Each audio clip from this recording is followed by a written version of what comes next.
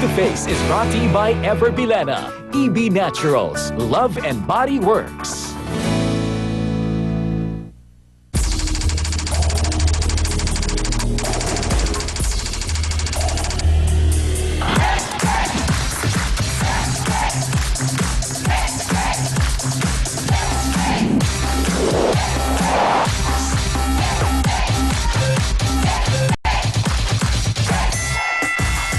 Nagiinit na usapan, umatikabong bangayan, diskusyon na may resolusyon, kauna-unahang talaserye sa telebisyon.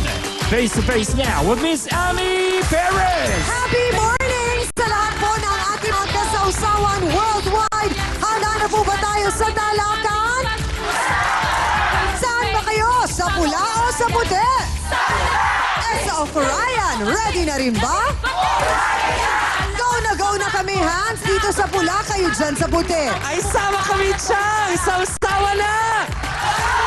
Saan tayo?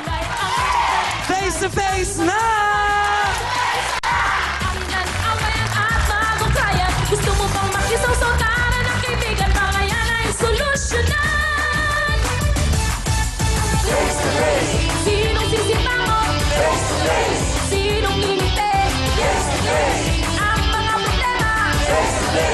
Huwag mong talikuran. Harapin mo, face to face.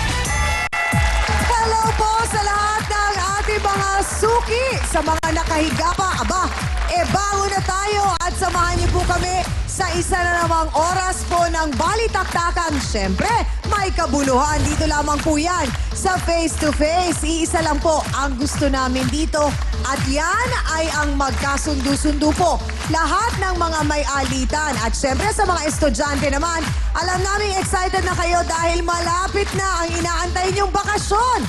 Aba, enjoy nyo lang yan at araw-araw po nyo kaming samahan sa bawat issue pong ating tututukan. At tulad ng dati, ayaw pa rin paawat ang ating pong mga sawsawero online at may ilan naman tayong bibigyang daang mga pagbate. O eto muna, unahin natin galing kay Sahiron M. Sahiron. Hello po sa lahat, lalo na sa host natin na si Miss Amy. Hindi ako makapaniwala na nangyayari sa totoong buhay ang napapanood ko sa Face to Face. Kaya sana po talaga ay magtagal ang TV show nyo kasi much proud talaga akong sabihin sa mga kasama ko dito sa Kuwait na panoorin lagi kayo dahil ang lahat ng makikita nyo ay totoo at agad nabibigyang solusyon ang problema. Sa perfect advice ng trio tagapayo, syempre pa. Kaya maraming salamat Face to Face sa mga magagandang aral na naidudulot ninyo sa araw-araw. God bless you all. From D. Sambuangan. Ayan, salamat din. At hello sa mga kababayan natin sa Kuwait. Ito naman galing kay Hiwel Bukan o Dukayen. Bulong. Ayan, I really love your topic every day and I'm willing to sacrifice and leave my work. Aba, wag naman. If you're on air just to watch you, I learned a lot and I thank you for somehow you've changed me sa mga pananaw ko sa buhay. At isa naman yan sa mga gusto namin talaga. Sana magtagal po kayo. Good luck. Love you, Chang Ami. Love you too. At ganoon din kay Kuya Hans. Mahal na mahal po namin kayong lahat. Kaya sa inyo, sa Hiron and Highwell at sa lahat ng mga walang sawang nakikisaw-saw po sa amin at sumusubaybay para po sa inyong lahat ng ito. Yung mga nakatutok sa atin sa telebisyon, sa internet, maraming salamat po talaga. Ako pa rin po, ang inyong Chang Ami na nagsasabing kung may problema ka, harapin mo, pag-usapan natin yan. At eto na, puntahan na natin at makibalita tayo sa ating kapatid na si Hans Mortel. Ano ba mga bali-balita ngayon dyan, kapatid? Naku, marami, Chang! Unang-una na nga, eto't nagpaplano na tayo kung saan tayo magpapahinga. Dahil talagang summer na. At naku, mga kapatid, abay, ngayong umagang to, meron din tayo mga taong pagpapahingahin. Pagpapahingahin na rin sila mula sa kanilang init ng ulo at mula sa kanilang mga problema. Dahil sigurado akong matutulungan sila ng ating Trio Tagapayo! Nako, ito pong tatlong taong susunod kong ipapakilala. Susubukan talaga nila na ang inyong mga puso, ang inyong mga damdamin ay kumbaga take a break muna from a lot of worries and a lot of problems. Tutulungan nila kayo. Ang atin pong unang tagapayo, siya po ay isang legal expert. Talaga naman, may-ari ng sarili niyang law firm because he has a private practice. At bukod po doon, siya rin ay isang nirespetong law professor mula sa College of Law ng University of the East. Wala pong iba kundi si Attorney Benedicto Acosta Jr.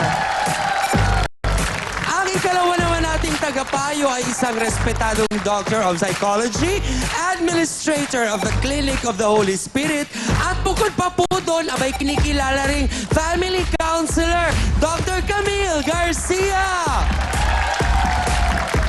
Ang ikatlo naman nating tagapayo ay talagang dinarayo sa kanyang mga misa sa St. Peter's Parish. At siya po ang tatayong spiritual advisor natin ngayong umagang ito, ang kagalang-galang pong si Father Sally Merida. 3 taon na pag pinakinggan nyo, sigurado akong pahinga muna ang isip at mga damdamin ninyo sa mga negative vibes. At eto pa, isa pang napaka-positive ring taong kilala ko na parang hindi rin masyadong namomroblema. Abay, syempre pa ang inyong kapitana, siya ang Amy Perez. Abay, dapat talaga lagi tayong positive, kabatid na Hans, di ba? Pero eto nga lang, nakakalungkot dahil isa pong nanay pinakulong ng kanyang biyenan at hipag. Mga anak nga po niya ay lumayo na ang loob sa kanya. Ano kaya ang nangyari? Yan po ang ating face-to-face issue of the day. Sabik na si Nilda sa kanyang mga anak dahil tuluyan na raw lumayo ang loob sa kanya. Yung bang ginawa nila sa akin, pinakulong nila ako. Ganun pa rin sila kagalit sa akin. Halos hindi ko na nga makita yung mga anak ko. Kaso ako ng child abuse. Minsan nasasagot ko talaga ng mabalang. Ang anak ko sa amin, matapang ako. Pero hindi ko pinakikita sa kanila kung umiiyak talaga ako. Sa tuwi-tuwi ng malalasing, magwawala sa bahay ng nanay ko. Salamat nga sa pinapakain pa ng mga magulang ko. Paaral ang mga anak niya. Sagot ng magulang ko, pangangailangan na sa buhay nila. Uuwi siya ng lasing. Bubugbugin niya ang mga anak niya. Galit lang sa mga kapatid ko sa kanya. Lahat kami galit sa kanya. Aling Leonora, nung araw na hinahamon kita ng suntukan, ayaw mo lumaban sa akin. Hindi naman ako ang makakarma eh. Hoy, Nilda, kapal na mukha mo. Kailan ka pa magbabago? 6 na yung anak mo!